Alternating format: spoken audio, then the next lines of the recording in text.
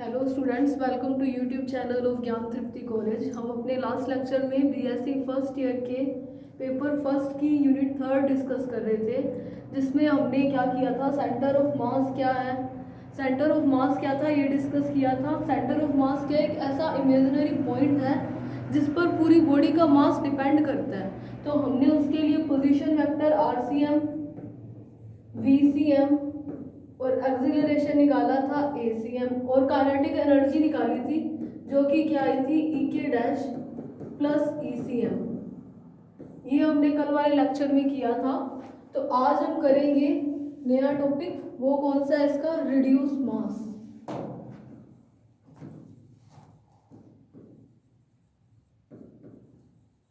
Reduce mass क्या होता है? रिड्यूस मास को हिंदी में बोलते हैं समानित द्रव्यमान। तो देखो हिंदी में इसको कहा जाता है समानित द्रव्यमान। तो देखो रिड्यूस मास है क्या? रिड्यूस मास क्या होता है कि मान लो कोई सिस्टम है जिसमें सिर्फ और सिर्फ दो ही पार्टिकल हैं। तो अगर ये दो पार्टिकल सिस्टम में दोनों के दोनों पार्टिकल्स क्या मूव कर रहे हैं, चाहे किसी भी डायरेक्शन में मूव कर रहे हैं, मान लो ये दो पार्टिकल है, ये इस तरीके से मूव कर रहे हैं, तो इन दोनों पार्टिकल की मोशन को किसी एक इमेजिनरी पार्टिकल से, इमेजिनरी पॉइंट से काल्पनिक बिंदु, या फिर इसको एक और नाम बोल सकते हैं, वो क्या होता है, वर्चुअल पार्टिकल। यानी कि दोनों पार्टिकल्स की मोशन को किसी एक वर्चुअल, मतलब कि जो रियल में नहीं है, इमेजिन है, हमारी इमेजिनेशन है, कल्पना है, एक किसी एक वर्चुअल पार्टिकल से शो कर देते हैं। तो इस पार्टिकल का जो मास होता है उसे क्या बोलते हैं, रिड्यूस मास। मैंने क्या बताया कि मान लो कि कोई दो पार्टिकल जो है वो मूव कर रहे हैं, इसको वर्चुअल पॉइंट भी बोल सकते हैं। वो दो पार्टिकल्स जो है वो मूव कर रहे हैं और उनकी गति को किसी एक वर्चुअल पार्टिकल से, काल्पनिक कण से, या फिर उसे काल्पनिक बिंदु बोलते हैं, काल्पनिक बिंदु के द्वारा शो किया जाए इन दोनों पार्टिकल्स की मोशन को। तो ये जो पार्टिकल होगा इसका मास ही क्या कहलाता है, रिड्यूस मास, जिसको म्यू से डिनोट किया जाता है। रिड्यूस मास को किससे डिनोट करते हैं, म्यू से। आपने रिड्यूस मास का एक फॉर्मूला भी पढ़ा होगा, वो क्या होता है, 1/m1 प्लस 1/m2। ये होता है m1 m2 ओवर में m1 प्लस m2। ये आपने रिड्यूस मास का एक फॉर्मूला भी पढ़ा होगा, तो हमें इसी को डिराइव करना है। तो रिड्यूस है मास है क्या, किन्हीं दो पार्टिकल की, किन्हीं दो कणों की गति को किसी एक काल्पनिक बिंदु या फिर इमेजिनरी पार्टिकल, काल्पनिक कण के द्वारा प्रदर्शित किया जाता है। तो वो जो इमेजिनरी पार्टिकल है उसके मास को क्या बोला जाता है, रिड्यूस मास, जिसको किससे डिनोट किया जाता है, म्यू से। तो इसके लिए हम क्या मान लेते हैं, हम मान लेते हैं कि ये कोई एक फ्रेम ऑफ रेफरेंस है जिसके रिस्पेक्ट पे कोई एक सिस्टम पड़ा है, ये कोई एक निकाय है। इसके अंदर मैंने दो पार्टिकल कहे थे, दो पार्टिकल्स हैं, एक का मास मैंने मान लिया m1, दूसरे का मास मैंने मान लिया m2। मुझे क्या निकालना है, रिड्यूस मास म्यू निकालना है। ये मान लो इस जो फ्रेम ऑफ रेफरेंस S लिया है उसका ऑब्जर्वर, ये चाहे XYZ आप मत शो करो। तो इस ऑब्जर्वर से मान लिया कि ये तो जो डिस्टेंस है m1 पार्टिकल की वो है r1 वेक्टर, ठीक है, और m2 की मैंने मान ली, m2 की मैंने मान ली, m2 के रिस्पेक्ट मैंने मान ली r2 वेक्टर, ठीक है। तो अभी मैंने क्या माना कि ये दो के, इन दोनों के बीच में 1 और 2 के बीच की जो डिस्टेंस है उसे मैं लिखूंगी r12 वेक्टर से, यही लिखूंगी। तो यहाँ से इस डायग्राम से, इस फिगर से मुझे एक चीज पता चल रही है, वो क्या पता चल रही है, r1 plus r12 equals to r2 vector है। वेक्टर सम लगाए तो ये दोनों किसके इक्वल है, इस r2 वेक्टर के इक्वल है। तो ये तो होगी इक्वेशन नंबर 1। कहाँ से पता चली, इस जियोमेट्री से। मैंने क्या किया है कि कोई एक टू पार्टिकल सिस्टम ले लिया जिसके लिए पोजीशन वेक्टर r1 वेक्टर और r2 वेक्टर। अब देखो दोनों पार्टिकल मूव कर रहे हैं, तो ये वाला पार्टिकल इस पार्टिकल के ऊपर कोई फोर्स एक्सर्ट करेगा, कोई बल लगाएगा, कोई अपना इफेक्ट डालेगा, वैसे ही ये वाला पार्टिकल भी m2 भी m1 पर डालेगा। और मैंने मान लिया कि F21 क्या है, force due to first particle on second, यानी कि पहले के कारण m1 के कारण m2 पर जो फोर्स लग रहा है यही होता है m1 के कारण m2 पर लगने वाला बल। उसको किससे डिनोट करते हैं, F21 से। सिमिलरली F12 क्या आ जाएगा, m2 के कारण m1 पर लगने वाला जो फोर्स होगा वो हो जाएगा। तो देखो हमें क्या पता है कि इस F21 की वैल्यू क्या हो सकती है, force on second particle due to 1, तो एक के कारण है तो मास भी मुझे 1 का लेना पड़ेगा, इनटू क्या होता है A1, फोर्स क्या होता है मास इनटू एक्सेलरेशन, यही होता है। तो A की जगह मैं क्या लिख सकती हूँ d2, क्योंकि मेरे को पोजीशन वेक्टर पता है। इस पोजीशन वेक्टर का मैं दो बार स्थिति का दो बार अवकलन करूँ, मेरे पास त्वरण निकल आएगा, एक्सेलरेशन आ जाएगा। तो मैंने यहाँ पर एक्सेलरेशन की फॉर्म में लिख दिया इसको दे दो इक्वेशन नंबर 2। सिमिलरली F12 क्या हो जाएगा, force on first due to second, दो के कारण एक पर लगने वाला बल, तो वो क्या हो जाएगा m2 d2r2 ओवर में dt2। इसको दे दो इक्वेशन नंबर 3। अब देखो इक्वेशन फर्स्ट से मुझे इक्वेशन फर्स्ट सेकंड और थर्ड का यूज करके मुझे म्यू की वैल्यू निकालनी है। तो म्यू की वैल्यू निकालने के लिए देखो क्या कर सकते हैं, मेरे पास इक्वेशन फर्स्ट क्या है, r1 plus r12 is equals to r2, ये थी इक्वेशन फर्स्ट। तो मैं क्या कर सकती हूँ, बाय इक्वेशन फर्स्ट मैं क्या लिख सकती हूँ, r12 को मैं लिख सकती हूँ r2 माइनस r1 वेक्टर, ये लिख सकती हूँ। r1 को मैंने दूसरी साइड भेज दिया। तो देखो क्या करते हैं, इस इक्वेशन का मैं क्या कर देती हूँ, डिफरेंशिएट कर देती हूँ, डिफरेंशिएटिंग अबव इक्वेशन। अब देखो एक बार करूंगी तो मेरे पास क्या बनेगा, dr12 ओवर में dt is equals to d over में dt r2 minus r1, sorry d over में dt का r1। एक बार डिफरेंशिएशन करने पर ये आया, मुझे पता है कि मेरे पास इस वाले टर्म की कुछ वैल्यू है, इनकी वैल्यूज मैं निकाल सकती हूँ। तो मैं क्या कर देती हूँ, दो बार डिफरेंशिएशन कर देती हूँ अगेन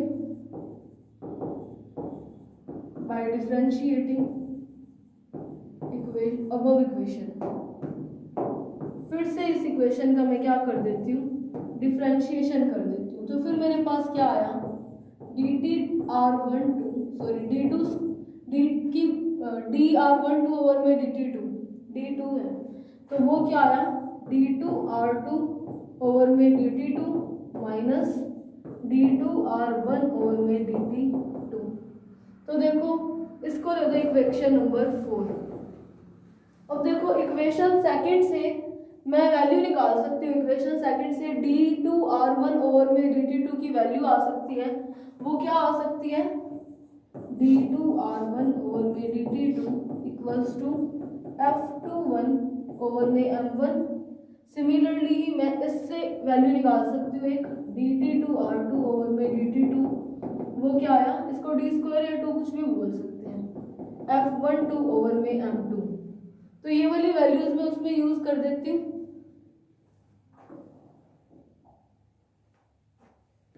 तो by using equation second and third into equation 4, equation 4 में सेकंड और थर्ड से ये वाली वैल्यूज पुट करते हैं। तो देखो क्या आया, d2r12 ओवर में dt2 equals to d2r2 over में dt2 की वैल्यू क्या है मेरे पास, F12 ओवर में m2, क्या है F12 ओवर में m2 माइनस था, सिमिलरली उसकी वैल्यू क्या आई थी F21 ओवर में m1।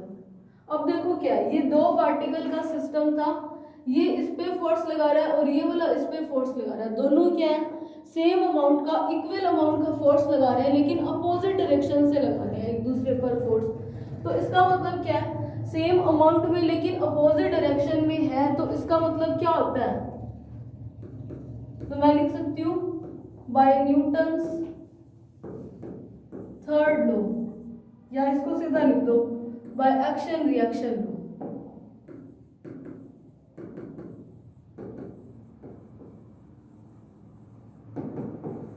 एक्शन रिएक्शन लॉ क्या है? क्रिया प्रतिक्रिया नियम। क्रिया प्रतिक्रिया के या न्यूटन के तीसरे नियम के अकॉर्डिंग क्या होता है, अगर कोई क्रिया हो रही है तो उसकी प्रतिक्रिया भी होगी, यानी कि अगर कोई फोर्स इस पे लग रहा है तो ये भी उसके रिएक्शन के प्रतिक्रिया करने के लिए उतना ही फोर्स लगाएगा, लेकिन अपोजिट डायरेक्शन में लगता है। तो यहाँ से क्या पता चला कि F12 किसके इक्वल है, -F21 के, या फिर आप इसको क्या बोल सकते हो, F21 किसके इक्वल है, -F12 के। दोनों बातों में सेम ही चीज है कि जो एक्शन हो रही थी, अगर एक्शन ये हो रहा है तो उसका रिएक्शन ये हो जाएगा अपोजिट डायरेक्शन में लेकिन इक्वल, वैसे ही एक्शन ये हो रहा है तो उसकी रिएक्शन ये हो जाएगी, सेम ही बात लिखी है। तो मैं क्या करती हूँ, इस वाली इक्वेशन में इसको यूज कर लेती हूँ। तो देखो क्या आएगा, d2r12 ओवर में dt2 इक्वल्स टू, यहाँ पर क्या है, F12 ओवर में m1, F12 ओवर में m1 माइनस था। अब देखो माइनस साइन पड़ा है और एक मेरे पास F12 की वैल्यू पड़ी है -F21, सॉरी F21 की चाहिए तो F21 की वैल्यू पड़ी है -F12। आप चाहे तो ये वाली इक्वेशन यूज करके इसमें पुट कर देना, चाहे तो ये वाली कर लो, एक ही बात है। तो देखो यहाँ पर मेरे पास F21 की वैल्यू क्या पड़ी है, -F12 ओवर में m2 था तो m2 लिख दिया। तो यहाँ से क्या पता चला, F12 ओवर में m1 plus minus minus plus F12 over में m2, तो F12 कॉमन आ रहा है, 1 ओवर में m1 प्लस 1 ओवर में m2, ये किसके इक्वल है, d2r12 ओवर में dt2 के इक्वल है। यहाँ से क्या पता चला है, देखो फोर्स क्या होता है, मास इनटू एक्सीलरेशन। एक्सीलरेशन त्वरण तो मेरे पास ये वाली चीज पड़ी है, फोर्स भी मेरे पास पड़ा है, तो मैं एक्सीलरेशन को लिख सकती हूँ फोर्स ओवर में मास। तो यहाँ पर ये जो मास है वो किसके इक्विवेलेंट है, इसके इक्विवेलेंट है। तो इसका मतलब क्या है, कंपैरिजन करूँ तो देखो मास डिवाइड में है तो 1 ओवर में m किसके इक्वल आया, m1 प्लस m2 के, जिसको मैं क्या लिख सकती हूँ, m1 m2 ओवर में m1 प्लस m2।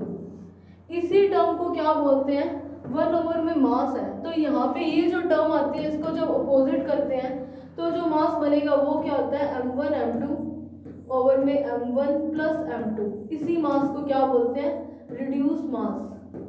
मैंने म्यू से क्यों डिनोट किया है, क्योंकि रिड्यूस मास को हमने न्यू ही लिखा था। तो यहाँ से ये जो मास बना है वो क्या है, रिड्यूस मास। रिड्यूस मास है क्या कि कोई दो पार्टिकल्स हैं, अगर वो मूव कर रहे हैं तो उनकी मोशन को किसी एक वर्चुअल पॉइंट से, काल्पनिक बिंदु से, या फिर किसी वर्चुअल पार्टिकल से, काल्पनिक कण से या आभासी कण से प्रदर्शित किया जाता है, तो उसको क्या बोलते हैं, उस कण के मास को क्या बोलते हैं, रिड्यूस मास। मैंने यहाँ पर तो m लिखा है, लेकिन ये जो m क्या है तो मेरे पास ये मास था, उस मास को रिड्यूस मास से मैं, रिड्यूस मास बनता है जिसको मैंने म्यू से डिनोट किया, इसीलिए मैंने यहाँ पर म्यू लिखा है, ठीक है। तो यहाँ से ये डायरेक्ट भी पता चल रहा है कि ये जो मास है वही क्या है, रिड्यूस मास है। अब देखो क्या इसमें बनते हैं case first.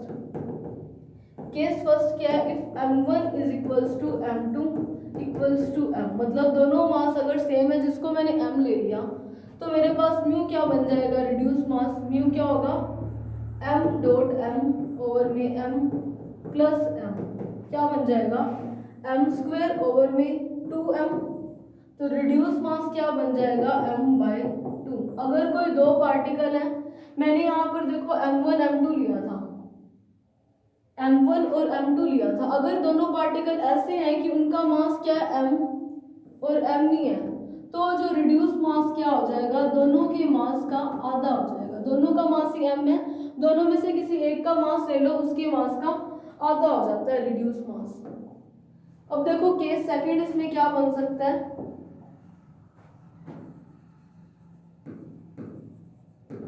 If m1 is less than m2, काफी कम है, तो देखो म्यू है क्या हमारे पास, m1 m2 ओवर में m1 प्लस m2। अब देखो हम क्या कर सकते हैं, इसको यूँ लिख सकते हैं m1 m2 ओवर में m2 bracket 1 plus m1 over में m2, ये लिख सकते हैं।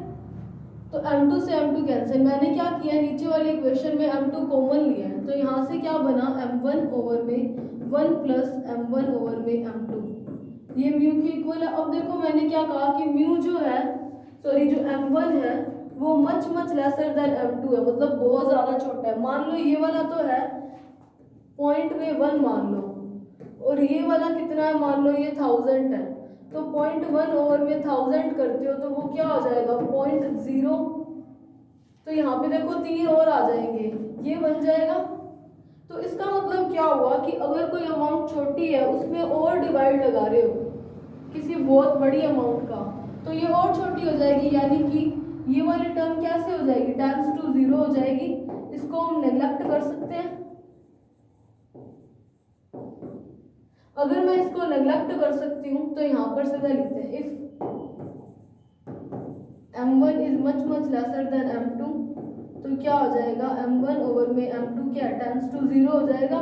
या मैं इसको नेग्लेक्ट कर सकती हूँ, तो यहाँ से देखो म्यू क्या आ जाएगा m1 ओवर में 1 प्लस 0, यानी कि म्यू क्या आ जाएगा m1। तो इसका मतलब क्या है कि दो पार्टिकल को इस तरीके से है सिस्टम में, मान लो एक का मास है m1 और एक उसके कंपैरिजन में बहुत बड़ा है m2, वो दो पार्टिकल्स अगर मूव कर रहे हैं, जरूरी नहीं है ये इसी डायरेक्शन में मूव करें, ठीक है, इन दोनों पार्टिकल्स की मोशन के बाद इनका रिड्यूस मास लिया जाता है अगर ये मूव कर रहे हैं। तो जो रिड्यूस मास होगा वो छोटे पार्टिकल के, इसको ऑलमोस्ट इक्वल लिखो क्योंकि ये हमने नेग्लेक्ट किया है, ये होता तो नहीं है ना, तो ऑलमोस्ट रिड्यूस मास किसके इक्वल हो जाएगा, जिस पार्टिकल का मास कम था। वैसे ही अगर मैं केस थर्ड ले लूं कि m2 जो है वो मच लेस देन m1 हो जाएगा, तो म्यू ऑलमोस्ट किसके इक्वल हो जाएगा m2 के। इसका मतलब कि दो पार्टिकल्स ऐसे हैं कि एक का मास दूसरे के कंपैरिजन में बहुत छोटा है, तो रिड्यूस मास उस छोटे वाले पार्टिकल के मास के इक्विवेलेंट हो जाएगा। जो समानित द्रव्यमान है वो उस छोटे द्रव्यमान वाले छोटे द्रव्यमान वाले कण के द्रव्यमान के बराबर हो जाएगा। और अगर m1 m2 के इक्वल आता है तो म्यू क्या आ जाता है, दोनों में से किसी एक के भी मास का आधा आ जाता है। तो ये हुआ रिड्यूस मास वाला कॉन्सेप्ट। अब अपने करते हैं नेक्स्ट टॉपिक, वो क्या है टॉर्क।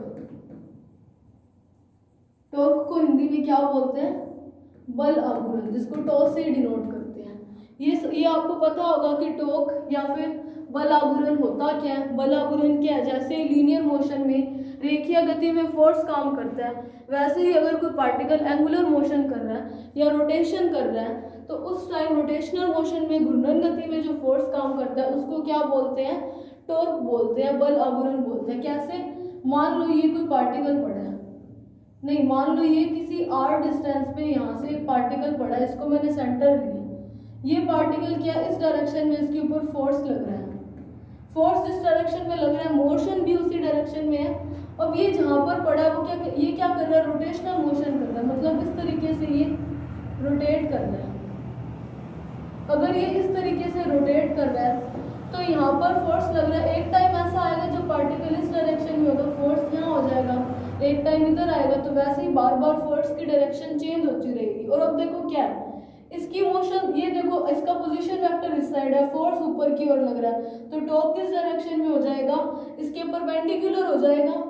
तो यहाँ से पता चला ना राइट हैंड लॉ से कि पोजीशन यहाँ है, फोर्स इस डायरेक्शन में है, तो बल आघूर्ण इस दिशा में हो जाएगा। तो यहाँ पे मैं ड्रॉ नहीं कर रही, लेकिन होगा किस साइड, परपेंडिकुलर बाहर की ओर। वैसे ही अगर इसकी ये वाला यहाँ होगा फोर्स मान लो, तो ये अंदर की ओर चला जाएगा टॉर्क, ठीक है, ये आप सबको पता ही होगा। तो देखते हैं अब टॉर्क की वैल्यू क्या आती है। तो देखो हमने क्या ले लिया कि ये मान लिया अर्थ जो है इस रोटेशनल एक्सिस के, ये मान ली अर्थ जो है वो क्या कर रही है, ओमेगा कोणीय वेग से घूम रही है, रोटेट कर रही है, ठीक है। मान लिया कि यहाँ पे कोई एक पार्टिकल पड़ा है, मान लो यहाँ पे कोई एक पार्टिकल पड़ा है, वो क्या है यहाँ से r डिस्टेंस पे पड़ा है, ठीक है। इसके ऊपर क्या है, ये इस डायरेक्शन में मूव कर रहा है, फोर्स यहाँ लग रहा है। अगर इस डायरेक्शन में मूव कर रहा है, फोर्स इधर की ओर लग रहा है, तो एक इसके ऊपर देखो मोशन, जब मैंने अभी बताया था कि पोजीशन वेक्टर यहाँ है, फोर्स यहाँ है, तो इसका जो टॉर्क था वो कैसा था, परपेंडिकुलर था। तो मैंने टॉर्क को इस तरीके से शो कर दिया कि परपेंडिकुलर डायरेक्शन में इसके ऊपर एक फोर्स लग रहा है, टॉर्क लग रहा है। देखो ये 3D स्ट्रक्चर है, मैं दिखा नहीं सकती, इसीलिए मैंने इसको यहाँ पे यूँ दिखाया है। तो देखो यहाँ से मैं, ये क्या है, इसका फोर्स है, यानी कि एक्शन की लाइन है जहाँ पर ये फोर्स काम कर रहा है। तो यहाँ से मैंने क्या किया, परपेंडिकुलर डाल दिया, क्योंकि ये मैंने मान लिया कि थीटा एंगल पे कोई पार्टिकल पड़ा है। तो यहाँ से मैंने क्या किया, इससे कोई एक परपेंडिकुलर ड्रॉ करा है, तो देखो सॉरी डी परपेंडिकुलर ड्रॉ करा है डी डिस्टेंस। तो देखो फोर्स, जो बल आघूर्ण होता है वो क्या होता है, फोर्स इनटू बल और बल की क्रिया रेखा के बीच की लंबवत दूरी होती है। क्या होता है, perpendicular distance between axis of rotation and force action of line. तो देखो परपेंडिकुलर डिस्टेंस हमने क्या लिया है, डी लिया है, तो एफ इंटू डी हो जाएगा। घूर्णन अक्ष और क्रिया रेखा यानी कि बल क्रिया रेखा के बीच की लंबवत दूरी का मल्टीप्लाई होता है, तो मैंने डी का कर दिया।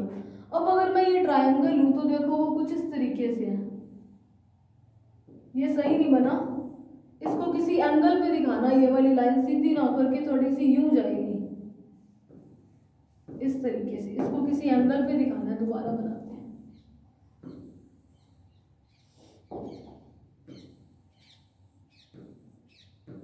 ये ओमेगा, अब देखो किसी एंगल पे दिखा रहे हैं, तो मैंने मान लिया कि यहाँ से कहीं यहाँ पे कोई पार्टिकल पड़ा है पी, तो इसके ऊपर फोर्स जो है वो इस डायरेक्शन में लग रहा है, और एक तो टॉप परपेंडिकुलर होता ही है।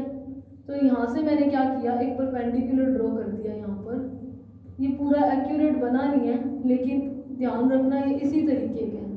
तो देखो अगर ये परपेंडिकुलर है, ये डिस्टेंस है आर, ये है डी, तो यहाँ से ये एंगल क्या है, थीटा।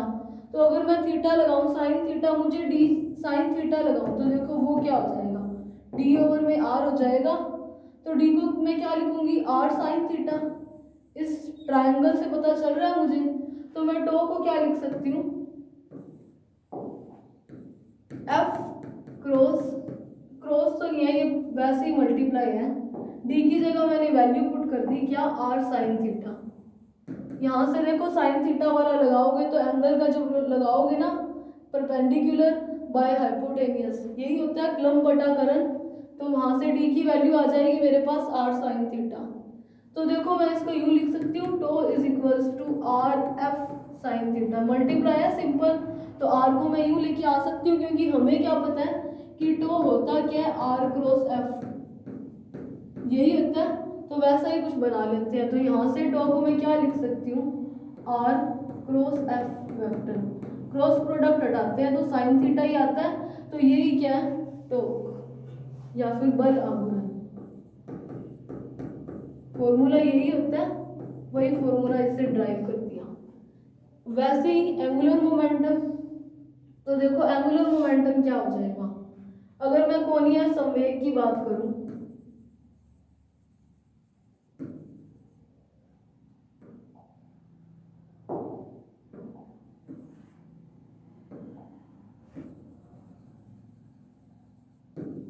एंगुलर मोमेंटम को हम जे से शो करते हैं, तो वो क्या हो जाएगा, जैसे रेखीय गति में संवेग है वैसे ही कोणीय गति में कोणीय संवेग होगा, एंगुलर मोमेंटम होगा। तो यहाँ पर फिर क्या हो जाएगा, जैसे मैंने एफ क्रॉस डी किया, एफ इंटू जी डी किया, तो यहाँ पर वो फोर्स था इसीलिए एफ लिखा। अब ये मोमेंटम है तो मैं लीनियर मोमेंटम लिखूंगी, पी इंटू डी लिखूंगी। तो मेरे पास फिर से डी की वैल्यू क्या आ रही है, P R sine theta, D की वैल्यू क्या आएगी, जैसे यहाँ पर बन रही है वैसे ही साइन थीटा वाला आर साइन थीटा बन जाएगा। तो मैं इसको भी लिख सकती हूँ R P into sine theta. तो यहाँ से जे मेरे पास क्या आ जाएगा, आर क्रॉस पी वेक्टर, यही होता है। एंगुलर मोमेंटम भी यही है। जब हम कोणीय गति या फिर रोटेशनल की बात करते हैं ना, तो सिर्फ एक आर वेक्टर आता है। हाँ, इनर्शिया में, जड़ता में अलग आता है, स्क्वायर हो जाता है। तो यही होता है, वो वाले हमने दो फॉर्मूले ड्राइव कर दिए, किसके, एंगुलर मोमेंटम के और टॉर्क के। अब करते हैं दूसरा। रिलेशन बिटवीन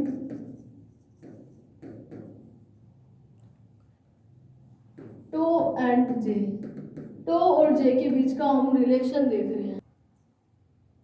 तो टो और जे का बीच में रिलेशन देखते हैं। एक चीज और कर सकते हैं, देखो टो की वैल्यू हमारे पास क्या आई है, एक मिनट, चलो इसको लिखा है। तो टो की वैल्यू क्या आई है, आर क्रॉस एफ वेक्टर, यही आई है। तो हम टो को क्या लिख सकते हैं, वेक्टर में है, तो tau X I cap plus tau Y J cap plus tau Z K cap लिख सकते हैं। वैसे ही वेक्टर है तो आर वेक्टर की वैल्यू क्या आ जाएगी, x I cap Y J cap plus Z K cap. Similarly F vector क्या आ जाएगा, F x I cap plus F Y J cap plus F Z K cap. अगर 2 मार्क्स में आ जाए तो अगर बल आघूर्ण और कोणीय संवेग क्या परिभाषित करो तो साथ में ये भी करना। तो क्रॉस प्रोडक्ट क्या हो जाएगा, I cap J cap K cap किसका है, X Y Z F X F Y F Z. तो यहाँ से देखो ये वाला टॉप जो है ये इसी की बात करना यहाँ पर, ठीक है। तो देखो यहाँ से क्या आएगा, मैं आई कैप वाला करती हूँ। आई कैप वाला करने के लिए क्या आएगा, Y F Z minus Z F Y I cap plus इसका करते हैं जे के लिए, तो क्या आ जाएगा, x sorry Z F x, ये तो माइनस में आएगा, मैंने माइनस वाली टर्म को पहले लिख दिया। जेड यहाँ पे माइनस होता है, मैंने माइनस का अंदर मल्टीप्लाई कर दिया, minus Z F x J cap, यही बनेगा। सिर्फ मैं ये वाला आपको क्रॉस प्रोडक्ट करना आता होगा, मैं वही करूँगी। प्लस के को छोड़ते हैं तो क्या आएगा, X F Y minus F X into Y के क्या। तो यहाँ से क्या पता चला, तो x की वैल्यू क्या आई है, Y F Z minus Z F Y. तो x की वैल्यू ये आई है। सिमिलरली तो y की वैल्यू क्या आई है मेरे पास, F Z X minus Z F X and तो z की वैल्यू मेरे पास क्या आई है, ये टो है, दोनों जेड जेड से लेते हैं। तो z की वैल्यू क्या आई है, X F Y minus Y into F X. यही वैल्यूज बन रही है। मैंने सिर्फ आई कैप वालों को कंपैरिजन किया, तो I cap to X I cap था और इधर ये वाली टर्म थी, तो इसका मतलब क्या, टो एक्स की वैल्यू ये है। सिमिलरली टो वाई और टो जेड की वैल्यू निकाल दी। ये तो था टॉर्क के लिए, बल आघूर्ण के लिए। वैसे ही अगर हम मोमेंटम के लिए देखें तो देखो जे क्या आया था, आर क्रॉस एफ था, तो जे को भी मैं सीधा लिख देती हूँ। जे क्या था, आर क्रॉस एफ वेक्टर। तो यहाँ पे मैंने जे की जगह लिख दिया जे एक्स आई कैप, जे भी वेक्टर था, कंपोनेंट में डिवाइड किया है, plus J Z K cap, वो किसके इक्वल आएगा, I cap X J cap और K cap Y Z F X F Y और एफ जेड। तो यहाँ से देखो क्या बन जाएगा, जैसे वहाँ बना था Y F Z minus Z F Y into I cap का कर रहे हैं तो ये वाली जाएंगी, इन दो का मल्टीप्लाई हो जाएगा। अब माइनस में आता है, मैंने प्लस में लेके पहले माइनस वाली टर्म का मल्टीप्लाई कर दिया, तो इसको छोड़ दो, क्या आएगा Z F x, sorry F की जगह मुझे मोमेंटम लेना पड़ेगा ना, संवेग होता है यहाँ पर, तो एफ की जगह पी लेंगे। तो एफ की जगह अगर एंगुलर मोमेंटम कर रहे हैं तो हमें पी लिखना पड़ेगा, minus X P Z J cap, फिर प्लस के कैप का करें तो क्या आएगा, इनको छोड़ दो, इन दोनों का multiply, X P Y minus Y P X. तो यहाँ से सिमिलरली जे एक्स की वैल्यू क्या आ जाएगी, Y P Z minus Z P Y, और जे वाई की वैल्यू क्या आ जाएगी, Z P X minus X P Z, और जे जेड की वैल्यू क्या आ जाएगी, X P Y minus Y P X. तो ये वाले भी उनके साथ कर देना अगर 2 मार्क्स में आए तो, कि जे एक्स जे वाई और जे जेड की वैल्यू ये है और टो एक्स टो वाई और टो जेड की वैल्यू ये थी। अब हम क्या करेंगे, relation between J and tau, relation between J and tau. तो जे और टो के बीच का संबंध देखते हैं, एंगुलर मोमेंटम और टॉर्क के बीच का रिलेशन। तो देखो आपको क्या पता है कि फोर्स, अगर हम लीनियर मोशन की बात करें तो वो क्या है, फोर्स और मोमेंटम। तो फोर्स और मोमेंटम के बीच का एक रिलेशन पता है, वो क्या होता है, dp ओवर में dt किसके इक्वल होता है, f के इक्वल।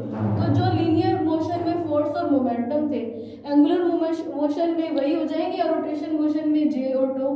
तो आपको क्या पता है कि टो किसके इक्वल आना चाहिए, अगर ये इक्वल ही होते हैं तो इसके इक्वल आना चाहिए। तो देखो जे की एक वैल्यू पता है, वो क्या है, r क्रॉस p। मुझे क्या चाहिए, इसका डिफरेंशिएशन चाहिए। तो मैं इसको डिफरेंशिएट कर देती हूँ with respect to time, r cross p।